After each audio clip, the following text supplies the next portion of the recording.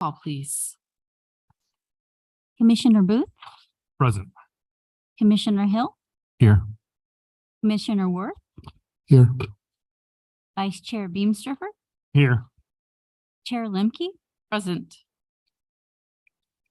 Invocation and flag salute. Vice Chair Beamsterfer.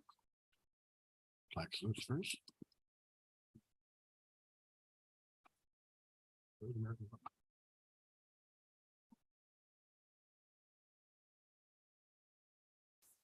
We can just say the pledge.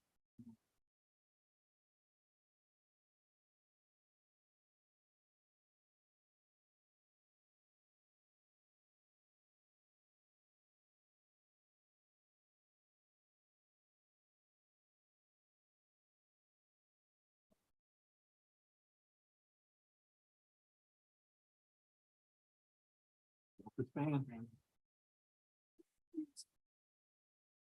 All right. All right, stand. Do flag salutes. I pledge allegiance to the flag Of the United States of America and to the republic for which it stands, one nation, under God, indivisible, with liberty and justice for all. Father God, thank you for bringing us here tonight. And Lord, I pray for our police and our fire, Lord. I pray for the fire that's going on around us, that you protect the nearby homes. And I just pray that you just guide us tonight. And in your name we pray, amen.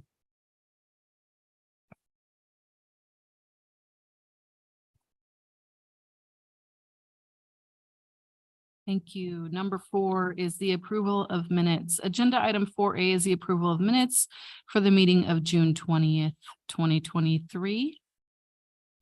Does the commissions have any corrections or comments for the meetings on June 20th?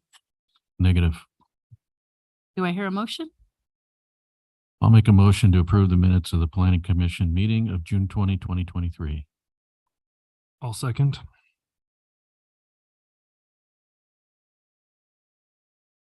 That passes unanimously.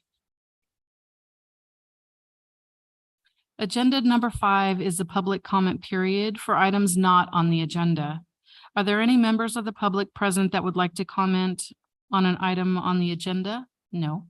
Are there any members of the public joining via teleconference or Zoom that would like to comment? Ms. Hernandez, were there any e-comments that you received?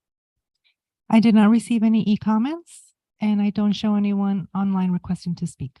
Thank you.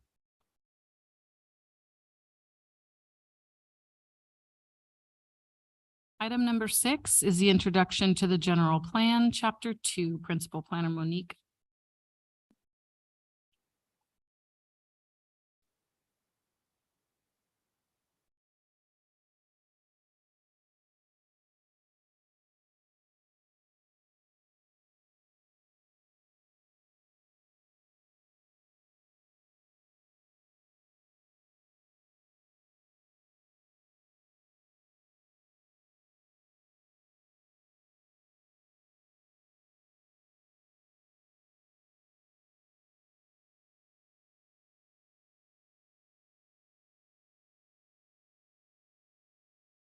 Good evening, Madam Chair, members of the Planning Commission and the community.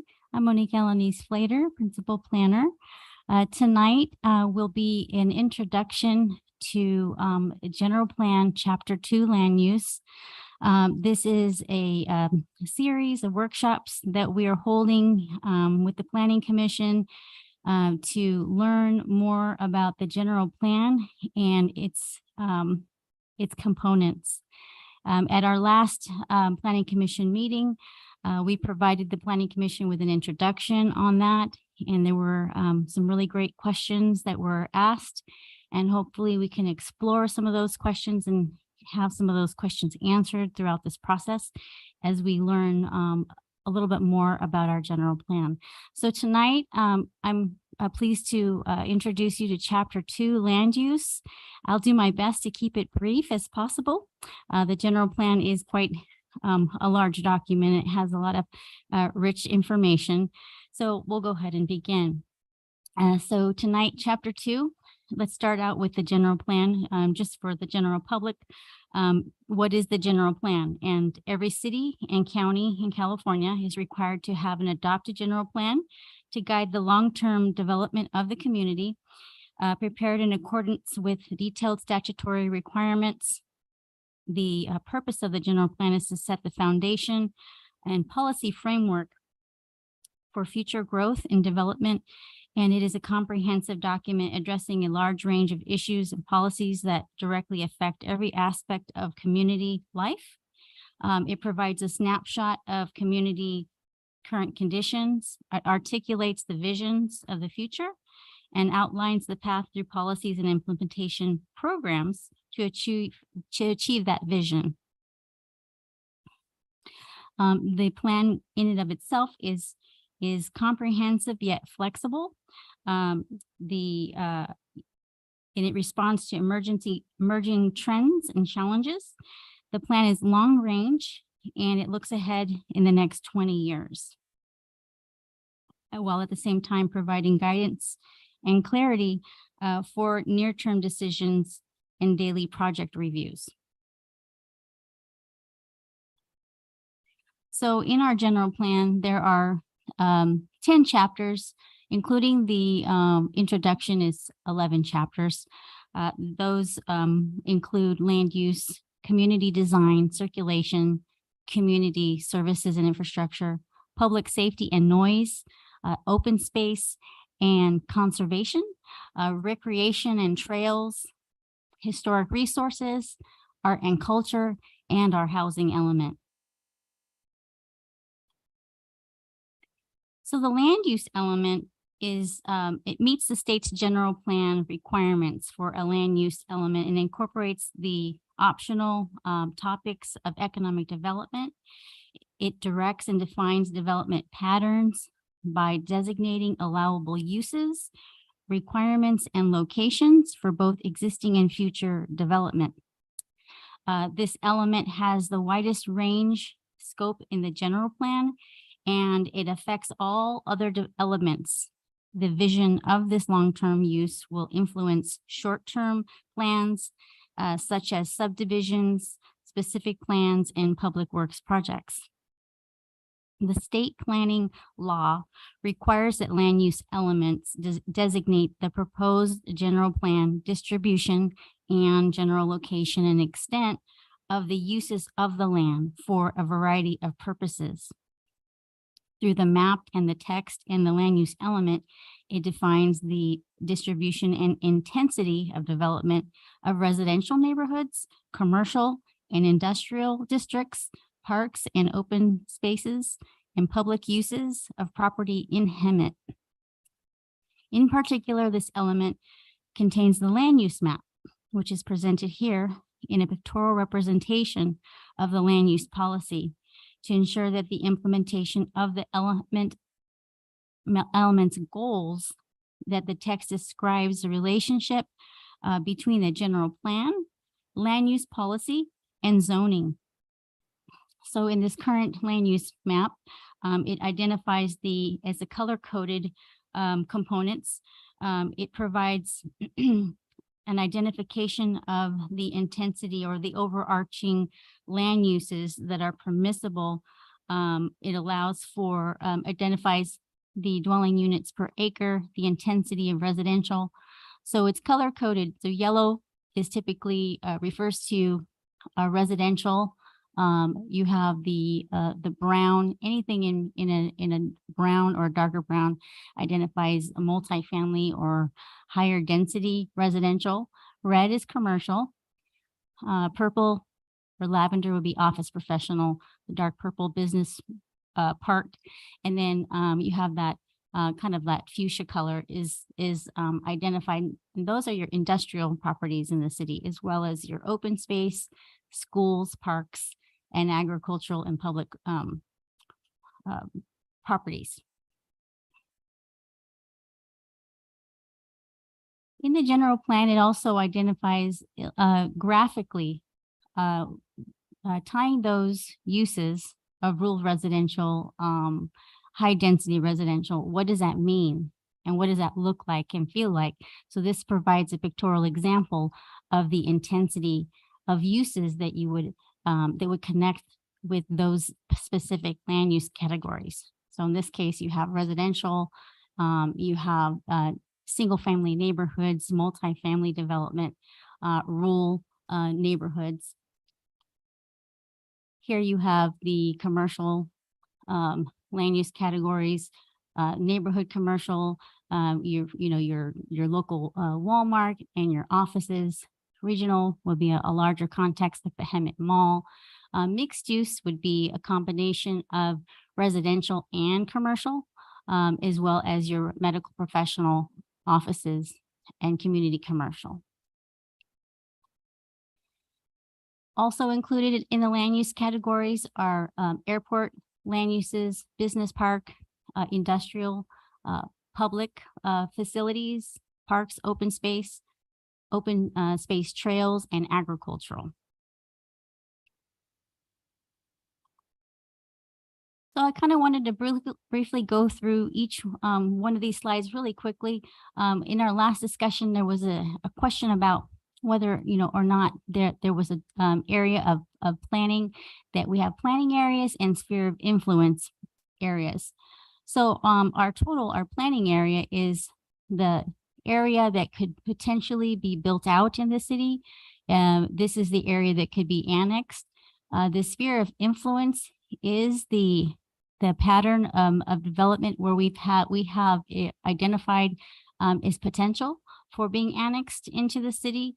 Both the sphere of influence and the planning areas ultimately could become part of the city limits. The planning area has been identified in our general plan, as well as our land use. Kind of wanted to take a look at here, our development capacity, and it factors in the planning area, which is the entire area that you see here in along the boundaries of this map. Factored in the potential development capacity at year 2030. And now this is just based on the information that was provided at the time that this element was prepared, and is subject to increase or decrease. Dominique, do we ask questions as you go, or you want us to wait till the end? You're more than absolutely. Go ahead. If you want me to continue. Oh, so can you go back to that that other map? Yeah, so the sphere of influence. So this area there, is that controlled in our budget or not in our budget? Not at this time. It is unincorporated areas of county land. Yeah. Is not currently within the city's jurisdiction or within our current budget. So that's the responsibility of the county? Yes, this land is in the county's jurisdiction currently.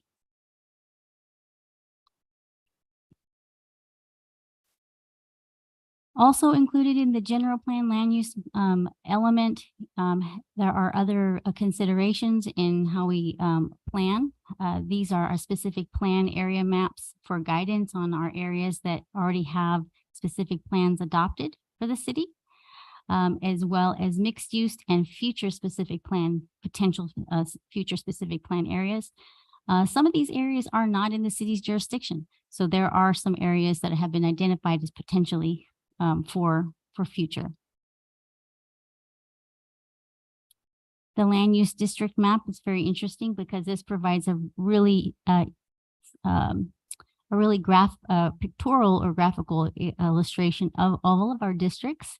And it provides a clear identification of a particular area in our community. But there are only 5 districts. And so this is the land use districts, a little bit different from the council districts, Yeah. but they do identify specific neighborhoods such as West Hemet or Cactus Valley or Santa Rosa Hills. So that's an interesting map. Like in the Cactus Valley area, there's sphere of influence and planning area that both in that land use district is what so from what I understood, what you said, the sphere of influence or the planning area, the sphere of influence is kind of like a short term of what could be annexed. It's something that's more kind of closely on the radar for the city. The planning area is long term. It could potentially be, but it's not something that we're really taking into account. But we use the planning area to meet long term analysis and numbers and things like that. Do I have that? Yes, that is Correct. correct. Yes, Okay. that is correct. So what is this used for? How does this fit into, what's the benefit of these land use district maps? That's an excellent question. I think that with a little bit of follow-up on that, I would like to explore more specifically how these were created and why. I think it's interesting, and they all represent their own set of areas that are focus areas. We can certainly explore that looking forward into our upcoming workshops.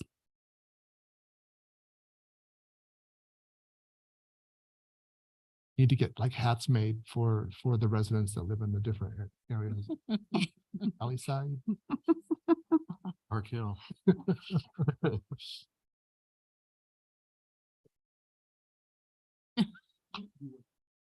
No. it wasn't.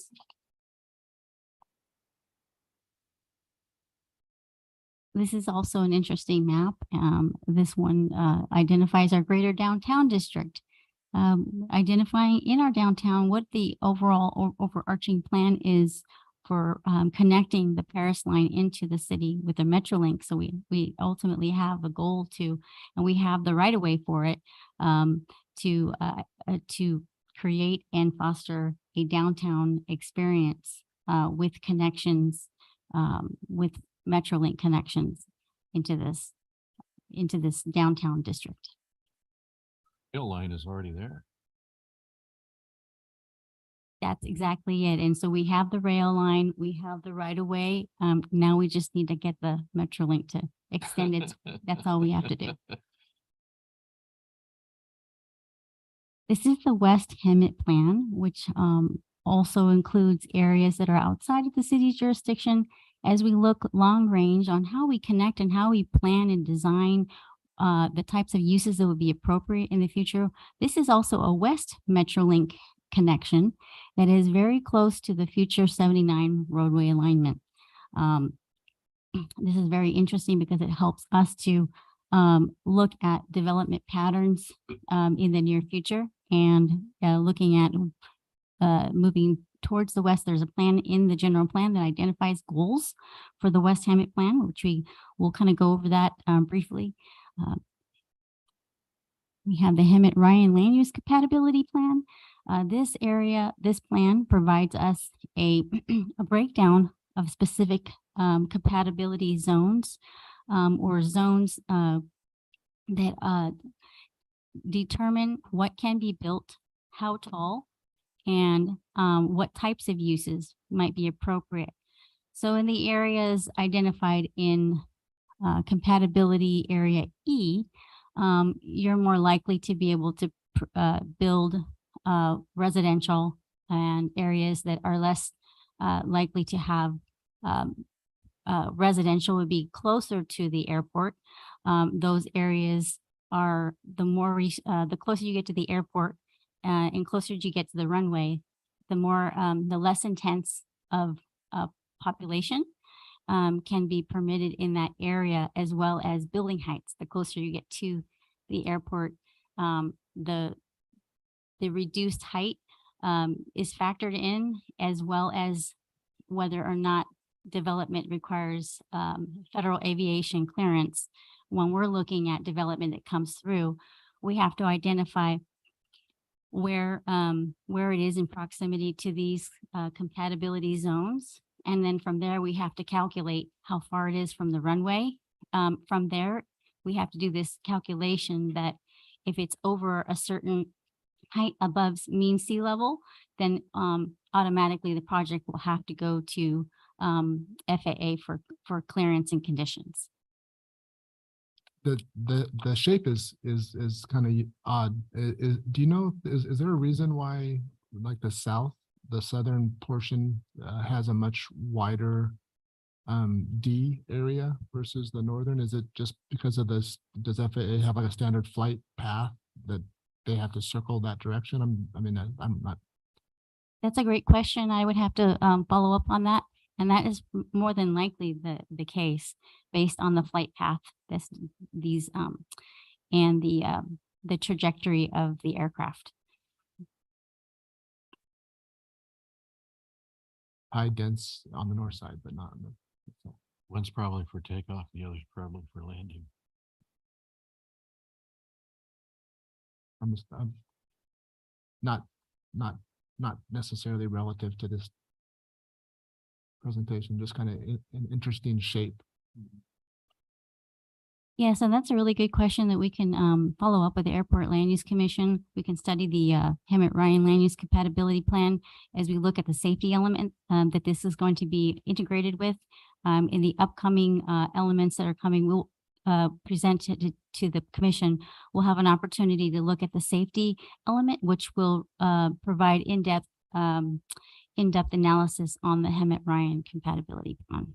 I guess from a general plan perspective, what that would potentially impact is constraints to development, right? So if we have a developer that's, just on the right inside the boundary but wants to build something, is that hard and fast boundary, or is there, So this is also a correlating map that identifies planned land uses in the airport influence area. So we would use this as a guiding document to identify whether or not, they could. More than likely, the hard line really is the Stetson Avenue alignment, where you have a residential built just to the south.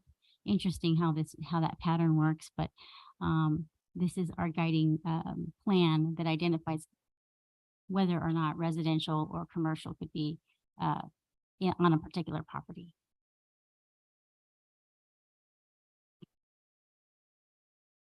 And this, interestingly, this planned land use airport map is similar to our general plan in that it's all correlated and it's tying into what the appropriate uses would be in proximity to the airport. A large part of that is on the western part of the city where we're looking at wanting to expand and support growth, right? The Warren Road alignment. Yes. Yeah, so that's what's interesting about this is that you do have a mixed use that's supported along the western portions of the city. However, you do see a kind of a cutoff of residential along the west part of the airport or the southwest, where that's identified as transportation corridors. And it looks like just by looking at the map, you're looking at a business park, office park type of environment.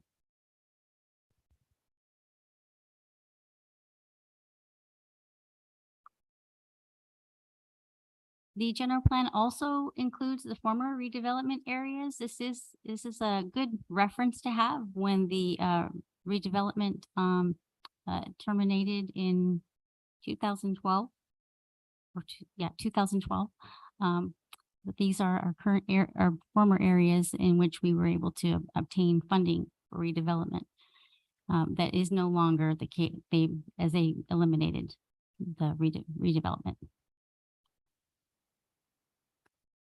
So I'll briefly go through the goals and policies of the general plan. So as we look towards growth and we look at how we approach the plan and how do we plan for growth and how do we plan in a way that is sustainable, the general plan land use element provides really clear guidance on what our path is forward and what we should be looking at when projects come in or when development comes in. The good news is that our general plan already supports specific uses, but we want to make sure that we have planned and sustainable patterns of land use And so what does that mean? How do you have a sustainable pattern of land use? Well, you want to make sure you have a good mix of land use. You want to have a good, strong sense of place. You want to have land use district identity. You want to build a strong community. And in our general plan land use element, it describes each one of these land use goals more in detail. So if you're interested in knowing a little bit more about that, it is in our general plan, and I can answer some questions about that tonight if you'd like. So balanced and sustainable pattern of land use, new infill development, smart growth principles, by providing adequate infrastructure, public improvements, use of recycled water systems, master planning. This kind of just envelops several really important goals for the city. You want to avoid land use conflicts, and that's something that Planning Commission looks at on a regular basis, looking at what are the compatible uses, what are the perceived incompatible uses, even though there may be compatible. We want to make sure that we look at buffering new development from others. So for example, we adopted an ordinance that requires certain kind of separation and landscaping from, existing subdivisions, and you have a new subdivision to minimize the conflicts that we see for privacy.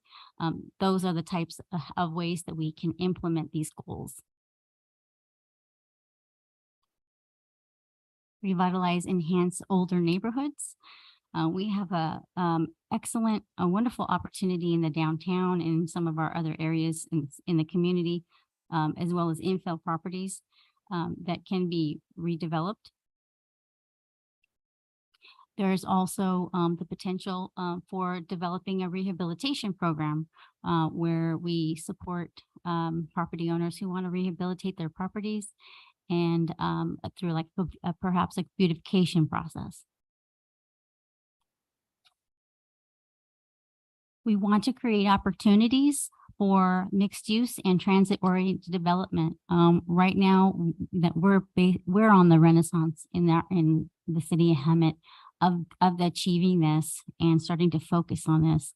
Our Southern California Association of Government, they've identified specific priority population areas in the city where they want to support the community to grow our transit-oriented development and mixed-use development. And that you would definitely see that as a potential in the near future near your Hemet Auto Mall, the Hemet Mall area, around our downtown areas, and some other areas identified where there is a lack of transportation opportunities for our community.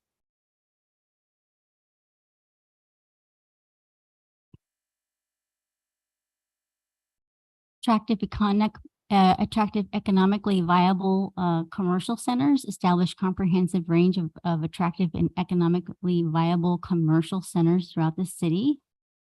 By taking a look at the old patterns of development that were established, and perhaps combining lots together, parcel consolidation, commercial growth, reconfiguring a property, starting from scratch and redeveloping the properties. We want to promote the downtown district. We want to provide opportunities for adaptive reuse, reuse of existing underutilized buildings in the downtown. We also want to plan for and collaborate and be proactive in supporting the potential for the Metrolink station. Looking at our downtown neighborhoods and seeing this as a vibrant downtown, it just takes planning, it takes focus, and it can happen. And I believe that will happen for Hemet. Some of the areas identified in our general plan, which is interesting because this was adopted in 2012, but I believe that at that time they had the same concerns that we have today. And it's starting to, if you consider what they considered at that time, it's very similar. So at that time, they considered that their goal was to revitalize and enhance the land uses and appearances of the Florida, Devonshire, Acacia corridors, to create an integrated mix of commercial, office, hospitality, and residential uses. And I think I would agree today that that's exactly what we would like to do, is to continue to enhance and our commercial corridors.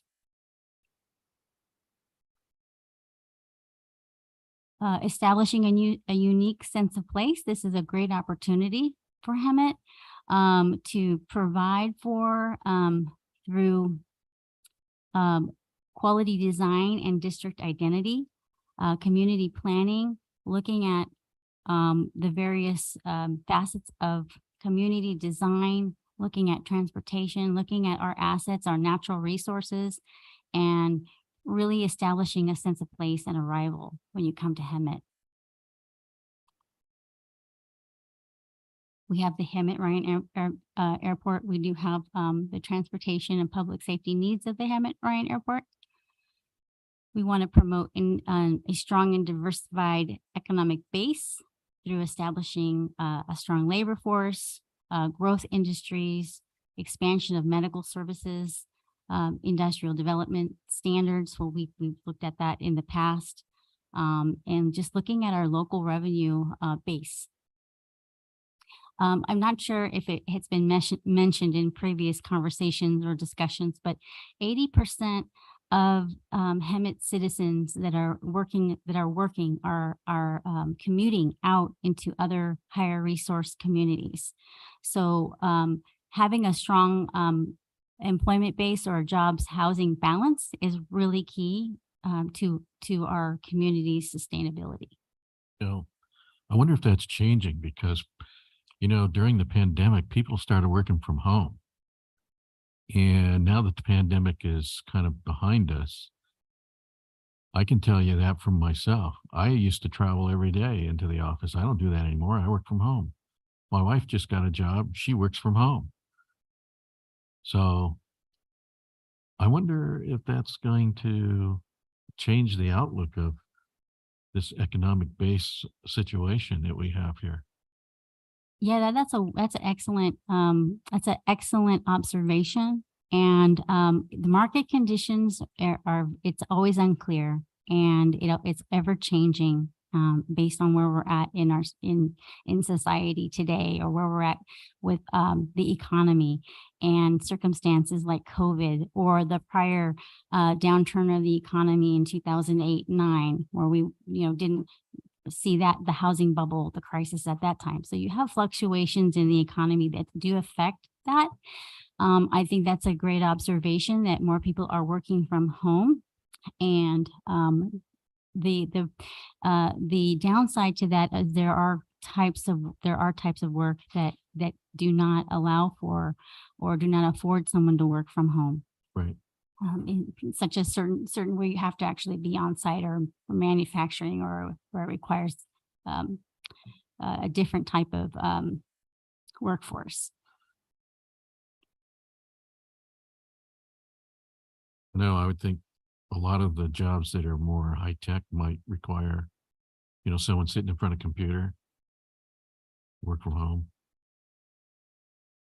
Yes, and I think I read something there somewhere that was the case, that their higher tech type jobs allow for certain workforce to work from home. Yes, it does provide for that. It'd be interesting to see how over time that may impact general plans and zoning, relative to, the refurbishment of underutilized, maybe more of the office space. And, you're starting to see that in the larger urban areas, the cities and stuff, where the office buildings are not being used. And it'd be interesting to see how if that continues, that trend has impacts to general plans and zoning and stuff. You might see it first by housing developers. If they start developing houses now that have offices and homes that are built in, that trend is there, right? You're tapped into that. Well, it was interesting today as I was driving down the 215 along the 215 this morning, and I saw all of the industrial development that's built out, and I thought to myself, I couldn't believe it. And I thought to myself, well, perhaps they're going to move to Hemet and then they're just going to, live in Hemet and then work, I'm like, well, eventually they're going to be in Hemet, living in Hemet. And then if we have development that comes in, then they'll want to come and work in Hemet. So there's Exactly. always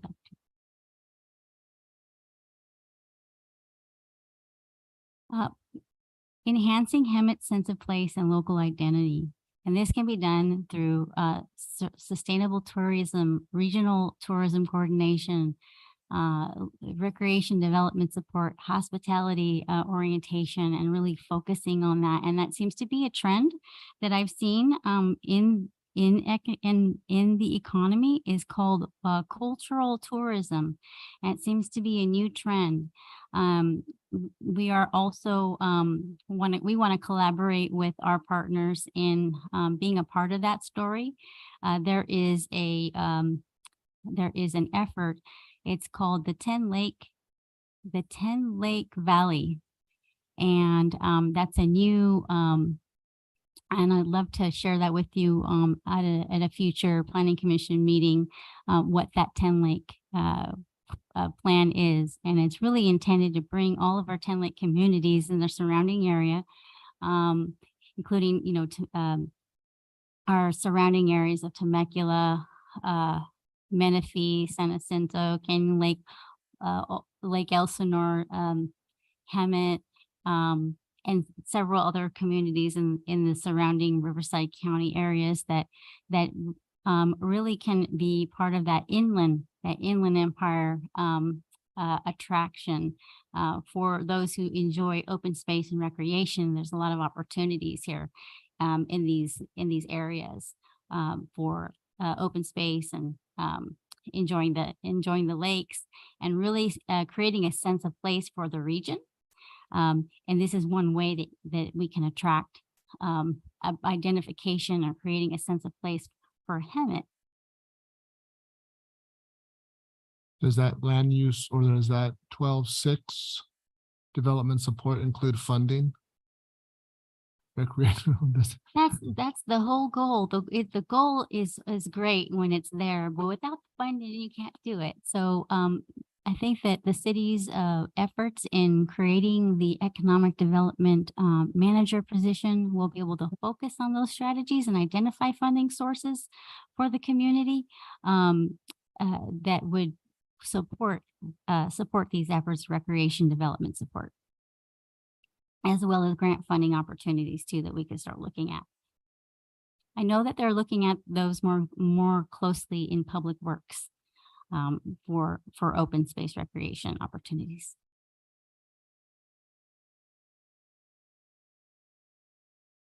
In addition, I know proactive economic development program. So we are working towards that. But we have so many opportunities to really celebrate our art and our culture in the community and really put together a program that emphasizes our art and culture. I'm sure there's an abundance of talent in our community that we are not even enjoying. Foster a healthy community in land use design. What does that mean? It just means that we want to make sure that we have a balance of uses that are well designed. We want to have healthcare facilities, healthy food choices, food access, looking at our opportunities in our city and seeing what is it that we don't have that we would like to have that would help us to just remind us in these goals of what we want to, who we want to attract to come to the city of Hemet. Why is that? What are you hearing about, these potential restaurants that want to come in, but they don't really, I don't know if they come in and talk to you and they say, no, I'm sorry. But I mean, these higher end restaurants, we don't have hardly any here. If you want to go to a nice place, you got to go somewhere else. It would be nice to keep that money right here. What are you hearing? Well, what we're hearing is that there's definitely a leakage of our Hemet citizens are enjoying, these amenities in other locations and other communities.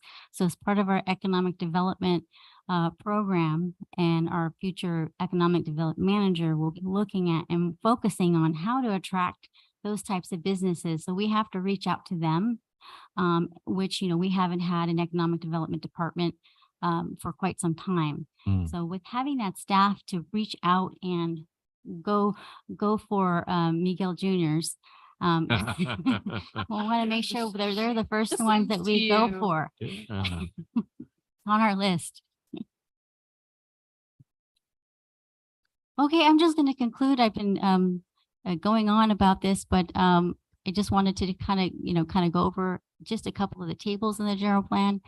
When we look at the actual map of the general plan and we connect the dots with the zoning, we have this amazing matrix that tells us whether or not it's compatible or not. It's an interesting way to do it, but it helps us to know if we're consistent. And then here is more information on development capacity, how that includes the city's boundaries, as well as the planning area. It includes both residential, commercial, mixed use, and industrial public open space. So all of the specified land uses are broken down by acreage, by planning area, how many acres is it, and what does that mean in terms of the number of dwelling units or commercial square footage. And what is that total projection? What is the total square footage of commercial we can imagine based on this map? And I would assume this is going to change with time, but this is based on the what was planned when the general plan was adopted. So this is additional So as, this as is, per 2012. yeah, so this is the planned projected development capacity for the city, including all of the planning areas of what we could potentially develop in commercial square footage and population. So but it's in addition to what's existing. So It like- includes what's existing, yes. oh, it includes the what's city- existing. Yes. So it 150. Okay. What was interesting is that they modified it in 2014, which was the first map that was presented. So that number went up by 10,000 approximately.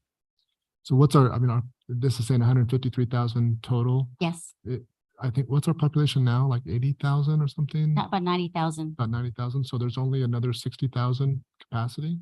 That's what that's what this plan is indicating based off of the land uses that are pre-planned already. We also factor in like how many people per acre for the specific area. So that is the plan capacity for the city. It may, I would imagine or estimate it could be potentially more than that. But this is just based off that time when they adopted the general plan. It seems like it would be a lot more within the planning area because there's so much undeveloped area.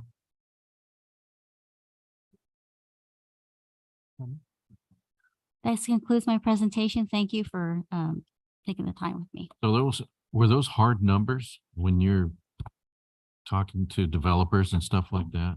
You look at that table and go, oh, I can't go over that number, or you don't care about, we can blow through that number. No, so when we're talking to developers, we're looking at also other projections that are estimated by, we're looking at the Department of Finance data, census data. We're looking at the SCAG projections. It fluctuates and those numbers fluctuate. What I've heard is in our city limits alone, we're projected to increase to 120,000 by 2030. Now, is that going to happen? That's the projection. So, however, what we communicate to our developers when they're coming in is they want to know hard numbers. What projects do you have in the pipeline? What do you have planned and entitled, and what's under permits? What's coming soon. They use that data for the decisions that they make. Oh, That was a great presentation. Thank you so much. Really, really good. Jacob, were you going to say something? Couple quick questions. Okay. Actually, nothing. One of the question was, so what you were showing us is for up until 2030, and we do it every 10 to 20 years, or do we do it every 10 or 20? Yeah, so it can be updated every 10 to 20 years. And it's really up to council, which, if they want to pursue an update and if they feel the need based on change. What I've been hearing is that there has been a concern with the growth, and also the growth that's happening around us in other communities, that it may be important for us to take a look at what's happening in our neck of the woods.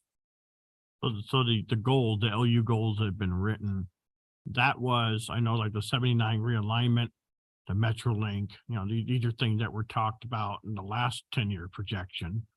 And so, and they're basing everything that we plan around this alignment and this MetroLink. And then, I don't know, but I've heard gray areas about this MetroLink probably will never happen, not even, at least, just even as Salvador said in the last meeting, and it could be 10, 20 years from now before they even talk about that. And so with that being said, why are we necessarily keep basing our planning around this train that it may not ever happen?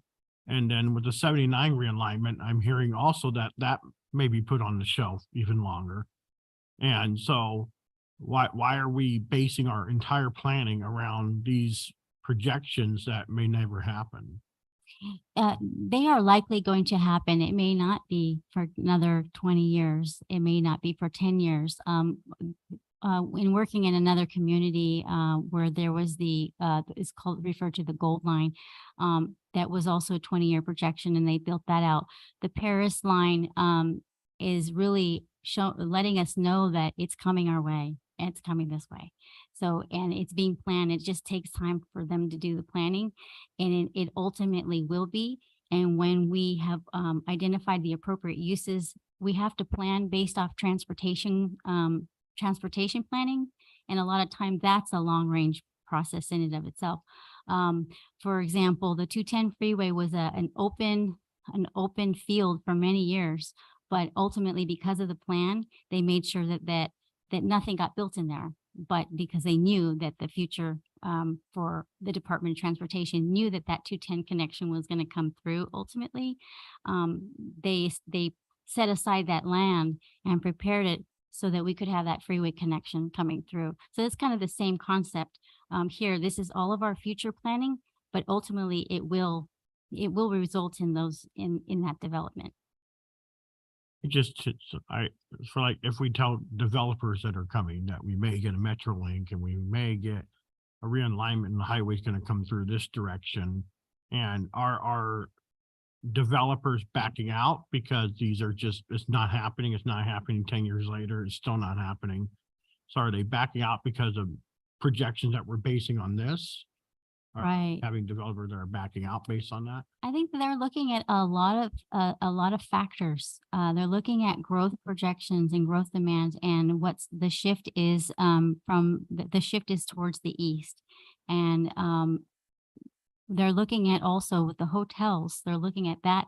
They're positioning themselves because they are going to be close to the 79, but we do have the Marriott townhomes and the Holiday Inn Express.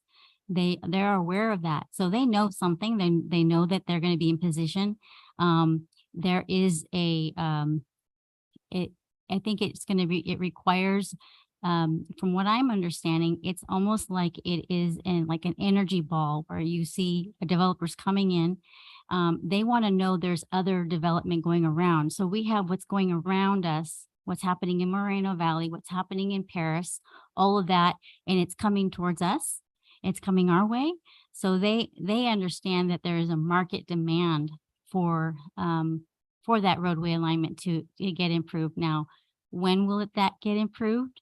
That's a really great question. And that would be more of a high level question for the legislators that make those decisions, and why they make that decision, because they're also going to base it off of population increase and growth. And one other question, downtown. Again, this was written prior 10 years, their projection of downtown. And we go to Temecula, go downtown like Elsinore. I mean, that's more welcoming than necessarily downtown Hemet. What is the city's near future goals of downtown right now? What are we looking at to revolutionize downtown and get people to come down there and make it look better? With the new economic development manager position and some enhanced goals to really focus on revitalizing the downtown. We first have the downtown specific plan, which is the planning base that gives us the guidance on what we can do. And then we want to attract businesses to come into the downtown. We want to infuse the downtown with the amenities that one would expect in a downtown. We also want to create character. We want to create investment into the downtown and potentially mixed use and residential. So there will be an effort to really focus and bring uses into the downtown. It also takes transportation as well. I don't know if you have noticed, but there's a new program called Go Microtransit. So we have the RTA buses. Now we've through WRCOG or RTA, they applied for grant funding to now infuse the downtown in some areas that are disconnected with transportation networks. They implemented the Go Micro Transit program, which allows more flexibility. All you need to do is have an app, and they have the new Go Micro Transit bus stops that they've added to our area and San Jacinto. So through those, there'll be multiple programs going at the same time that you will see growth, you will see change in the city and in the downtown. There'll be many opportunities. Do it. Thank you. Yeah. I Yeah, don't think we've been advertising. Now we're kind of advertising, right? Yeah, and I think that's a key part of this. You know, when you like you said that whether or not they prioritize, they being more of the regional, whether it be MetroLink or whether it be Caltrans or RCTC or whoever's responsible for moving those projects forward. You know, they're now moving forward part of the Mid-County Parkway in San Jacinto that's going to connect at the Ramona Expressway basically to the 215 freeway. There's the Ethanac Parkway that ultimately will tie into 74 and then the Metro thing. It's like, well, we need to have more people at the table saying, no, you need to push funding to extend that line out here, where we need to have the realignment of 79 continue with, you know, we need to have advocacy. So it's, you know, what came for is the cart or the horse kind of thing? If you build it, they will come. Yeah, it's very, very cool. Thank you. Yeah, really good. Thank you, Monique. Very much.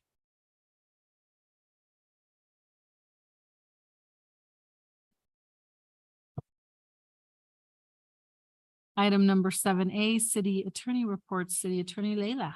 Nothing to report. Monique, get back to her.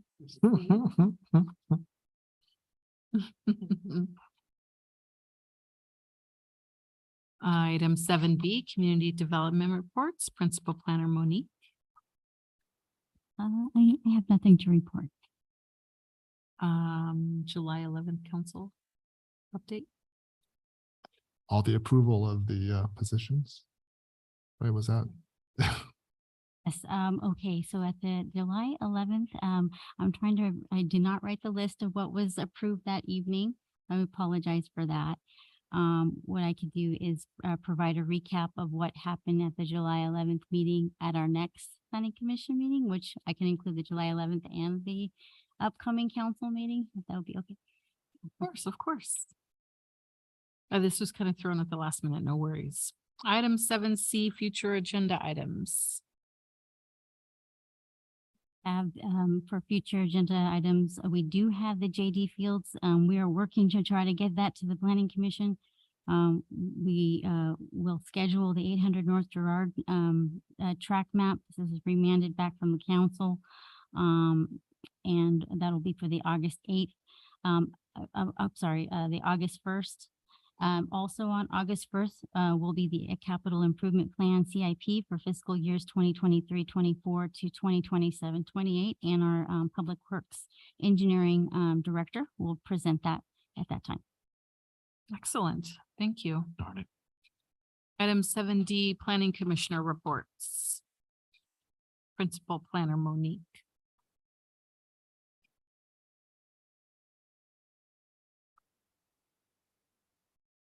Chair Limkey.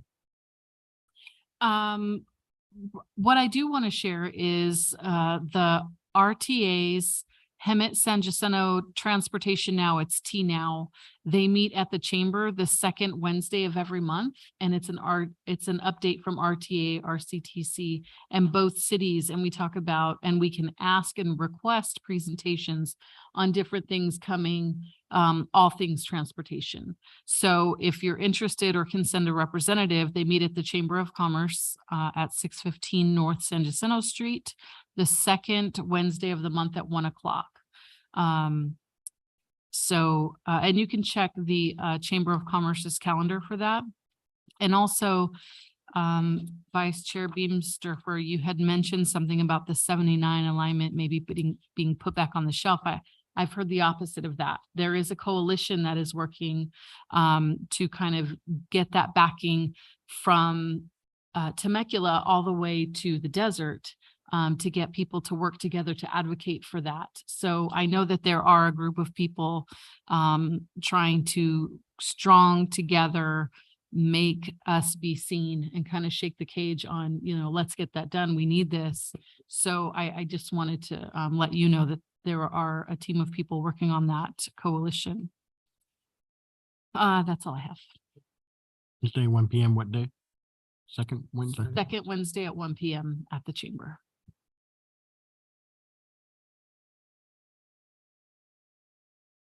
Vice Chair Beamsterfer, Nothing to report. Commissioner Worth.